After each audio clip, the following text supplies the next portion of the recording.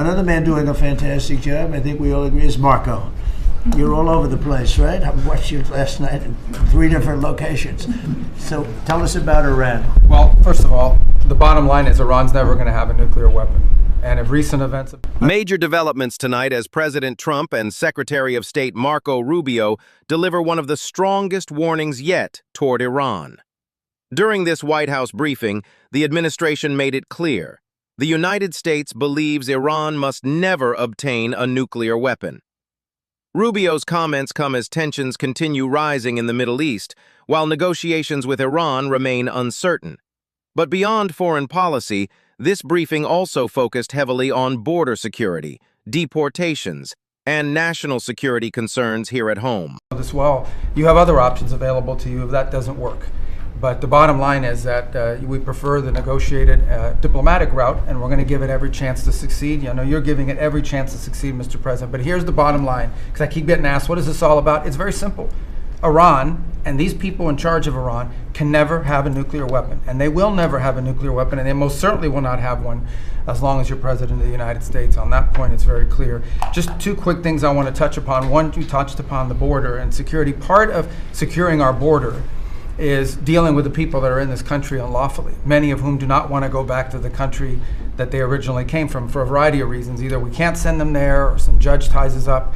And one of the key things we have achieved is now 20 countries have signed third country national agreements, meaning these are safe countries where individuals who refuse to go back to their country of origin can be sent to that country instead. We've gotten 20 countries now around the world who have signed agreements that allow us to deport people to those places.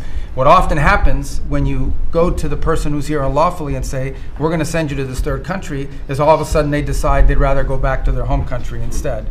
So it gives the ability to enforce all laws, and we work very closely with the Department of Homeland Security on that front. Something else that I know is concerning people, because it's on the news, is Ebola. Our number one obligation, you know, we're involved in foreign policy, but even our foreign policy, the number one priority of our foreign policy is to protect the American people. We cannot and will not allow any cases of Ebola to enter the United States. And so the State Department and other agencies represented here, the Centers for Disease Control, HHS, others, are working very, very hard to contain this crisis to the countries where it's currently located, particularly the Democratic Republic of the Congo. And so we've surged assistance to make sure that is being contained there. And obviously, multiple agencies involved here are also very involved in tracking people, just to make sure that nobody comes into this country that has Ebola and creates a problem for us. And we feel like we've got good efforts in place to do that, and Americans should feel assured that the President and his administration is doing everything we can to protect them on that front. My last point, you said I was all over the place. One of the places I stopped in last night was to initial the Trump route for prosperity in Armenia.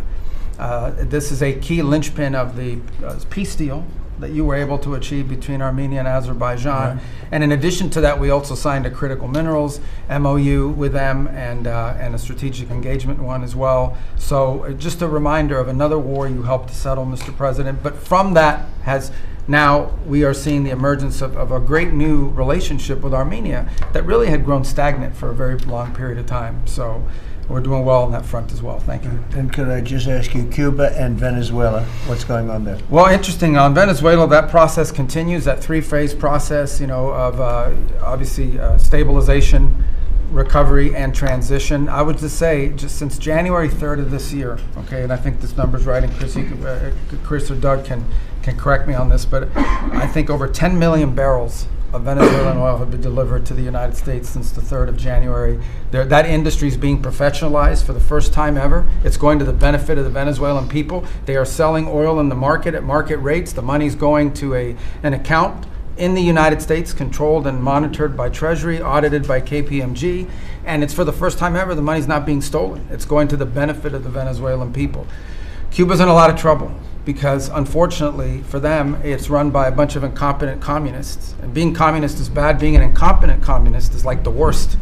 And but the country's been taken over by this company called Gaesa that basically controls 70% of the economy. None of the money in that company goes to help the Cuban people, none of it. So we'll be talking to them, we'll be working on it. You know, we want something good for the Cuban people, and hopefully there'll be a good outcome there for them. There needs to be. It's 90 miles from our shores. And having a failed state 90 miles from our shores is a threat to the national security of the United States. So we're producing right